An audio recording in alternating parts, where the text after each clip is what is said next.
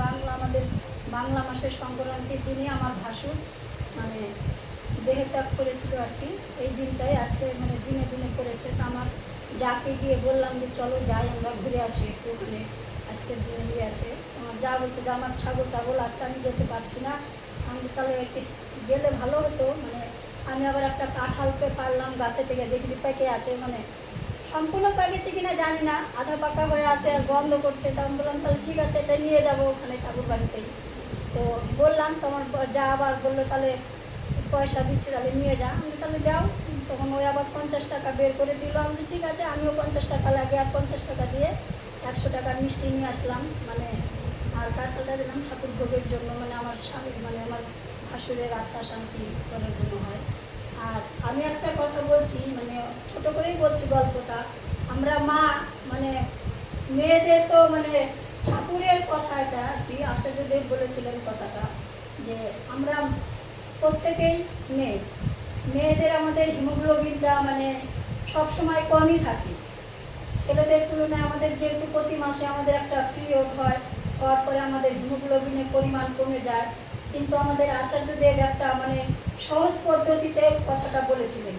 তো এক সময় নাকি বৌরানী মার খুব মানে রক্ত অল্পতা হয়ে গেছিল, হওয়ার পরে তখন ওই আচার্যদেব কী করবে, মানে 7 হয়ে গেছিল, মানে রক্ত পরিমাণটা 7।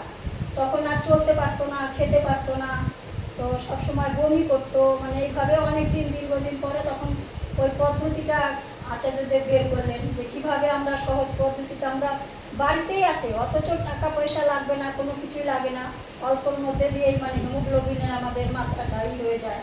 তখন একটা বিধান দিলেন। আমি মানে টিভিতেই দেখতে পেলাম আর কি, গল্পটা শুনলাম, এক মা এই সম্বন্ধে আলোচনা করছিলেন। তো আচার্যদেবের মানে যে আমাদেরকে বলেন, নির্দেশ দেয় আচার্যদেব, কিন্তু নির্দেশগুলো যদি আমরা ঠিক মতো মানি তাহলে মনে হয় মানে ঠিকই মানে কাজে লাগে, মানে কোনোটাই মানে কথা ফেলনা যায় না। তো বললেন কিভাবে যে মানে আমাদের হিমোগ্লোবিনটা বাড়বে, সেই বলে 3 মাসের মধ্যেই রক্ত মানে হিমোগ্লোবিন 7 থেকে চলে গেছে 11-তে, ওই বৌরানী মারি। তখন সবাইকে ওই কথাটাই মানে আচার্যদেব বললেন যে এইভাবে তোমরা চলো, এইভাবে করলে তোমাদের মানে হিমোগ্লোবিনের অভাব হবে না। তো বাড়িতেই আছে, বলছে সকালবেলা ঘুম থেকে উঠে মানে ইষ্টভীতি করার পরে যদি আমরা কি করি, বাড়িতে যে জিনিসটা আছে ওই জিনিসই, একটা প্রেশার কুকার নিব, প্রেশার কুকারে মানে 1 মুঠো চাল আর 1 মুঠো ডাল আর কাঁচা কলা সে মানে ওর মধ্যে কিছু কিছু করে কাটে ওই প্রেশারে সিদ্ধ করে ওই সকালবেলায় ওই খাওয়াটা খেতে বলছে। 3 মাস কম করে খাও, খালেই দেখবো তোমাদের মানে হিমোগ্লোবিনের আর অভাব হবে না।